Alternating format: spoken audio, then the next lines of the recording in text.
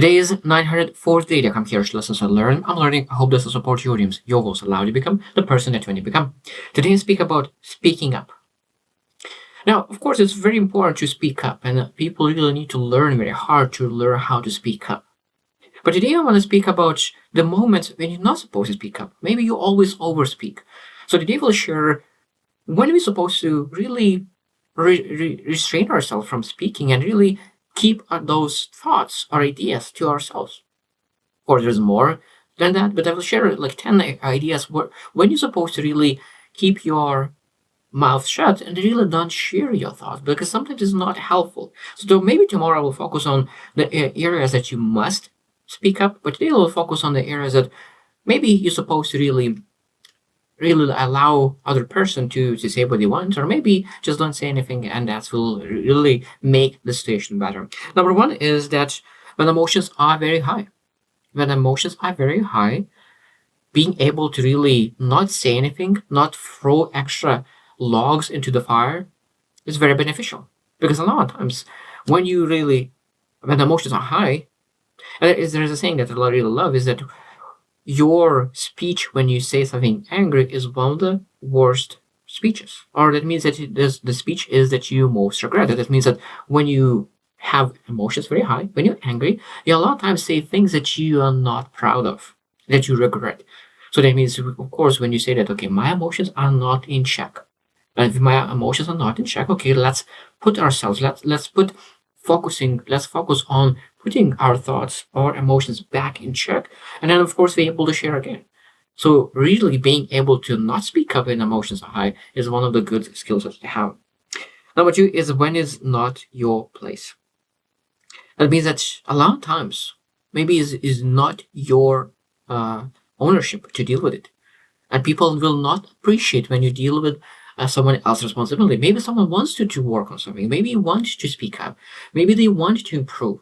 But now because you want to speak up for someone else, that could even destroy relationships, because we need to understand that if other person needs to do that by himself and he needs to learn how to speak up for themselves, sometimes it's better not speak up, and it's not the place for you to stand up for somebody else. Again, this is a very, very fine line to understand when you are helping, when you are hurting. And understand who that person needs, not what you're able to help. Because sometimes people just really need to make their skin tougher, and they need to learn how to speak up as well. Number three is inappropriate settings. That means that it could be that you want to speak about sensitive topics. And if you are started speaking in front of everyone about sensitive topics, that is not setting to do that. So it means when you really need to reframe yourself and not say that anything in public, but no, like you're able to set aside conversation when you're one-on-one and share those ideas. That the same could be as feedback, criticism, that praise you need to be in public and criticism needs to be in person, one-on-one. Praise needs to be in public and criticism needs to be one-on-one.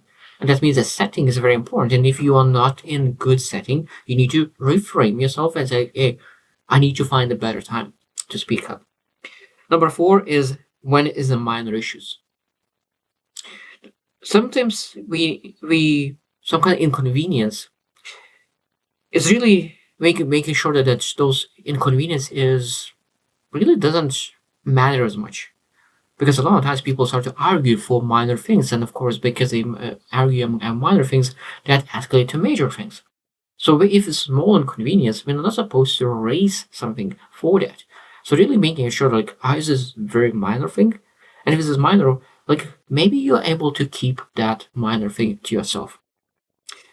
Number five is when it could cause harm. That means that it might be that you want to say something, but it could jeopardize someone's alibis, someone's confidence, someone's reputation. There could be a lot of things that could really jeopardize someone else's things. So we need to be very, very sharing the secrets or what other people said, and we understand like, in what setting do those people share those emotions, feelings, thoughts, ideas? It might be that they shared only with you, and we're not supposed to share those things and really keep and not speak up. So it's very, very important to understand that what kind of setting though that person shared that information, and sometimes really be able to, by sharing a few things, could harm other person, their brand and everything. So we need to be able to really not speak things that is not helpful. Number 6 is when is not constructive. That means that it might be that you really want to criticize someone, but constructive feedback is when you're really making sure that other person able to improve. Because sometimes it's very easy to complain and criticize. Oh, you're doing this bad. But are you able to say what they're able to do differently? What they're able to improve? How that could be better? Because criticizing is super, super easy. Everyone could do that. Everyone could do that.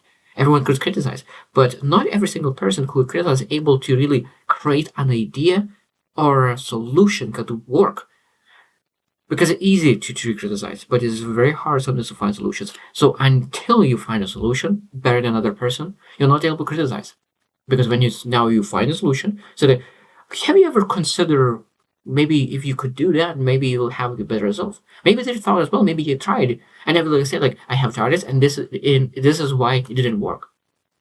So sometimes being able to really understand that feedback needs to be very constructive, and sometimes if you feel that it's not constructive, we need to really not speak up, and really speak up only when we have constructive feedback. Number 7 is when it's against your values. So that means that it might be that you don't want to speak up because it could be against your values, and that means that it could be that it's against your principles and what you're saying and in what way you're saying. Because in what way you're saying and what kind of words you use, it could be against your values. So that means that, like, for example, I never swear. So that if I will swear, that means it will be against my values. So that means you are able to really decide how you speak up and when you speak up and in what way you speak up. And is that aligning in your values? If it's not, of course, you don't speak up. You can have in your thoughts. And of course, you want to clean those and cleanse those. But at the same time, we need to understand that we need to speak up based on our values, our morals, our ethics, our integrity, to make sure that we do not say what is not aligning with us as well. Number 8 is when is not the right time. It could be not the right time. That means that when we really need to say something, when we want to speak up, we need to ask, is this the right time? And a lot of times, it's not the right timing. And we need to ask that. So when you want to speak up, the question, is this the right time? Is it the right place? Always need to be asked. Not just, oh, the person showed up and I have that idea, I need to spell it out right away. No, you need to really adjust, making sure that they are able to use that information in the most positive way. Because if you not use the right time, the right setting, it might be that you will hurt other person and even yourself and a brand, and people will not trust you, will not share the things that could benefit relationship. Number 9 is when you're not prepared. This is important as well. Sometimes when we really share very sensitive information and we want to give feedback and very good feedback, sometimes we need to prepare in what way we'll say it. Because a lot of times, amazing feedback get lost in a way how people deliver that feedback. A lot of great feedback get lost in the way how it delivered. So that means that we need to really work on how we will say it, how we will prepare for this conversation, difficult conversation, critical conversation, to make sure that I'm growing, that other person is growing, that everyone is growing towards something. Number 10 is when there is a personal preference. It might be that you have some preference. Maybe it's clothing, maybe some kind of earrings. For example, I hate earrings, face earrings, lip earrings, nose earrings. Like, I hate it. But at the same time, I love that people are able to choose how they want to look. I will never say that you're not supposed to wear an earring, even though that I hate it. I don't like how it looks like. I hate how it looks like. But what I love is that people choose what they love. So that means that they're not impacted by my saying that, oh, I hate you wearing that nose ring. No, they choose that because they love it. And I think that that's just very, very important, that I don't believe it's supposed to speak up about my preferences. Because it's just opinion, and opinions, every single person has opinions. So sometimes opinions are supposed to be kept to yourself, not to other people.